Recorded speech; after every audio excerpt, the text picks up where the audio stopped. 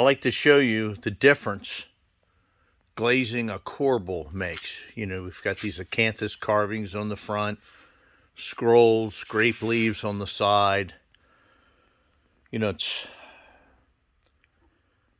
very nice looking. It's a very stunning accent piece. But take a look when you glaze it. So that's the difference when you glaze.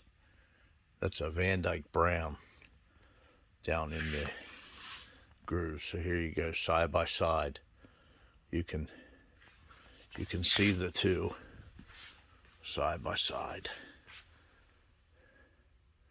So pretty dramatic difference. Really brings out the acanthus leaf. And the grape leaves, you're seeing some shadows. That really makes it jump, pop. All right, thanks.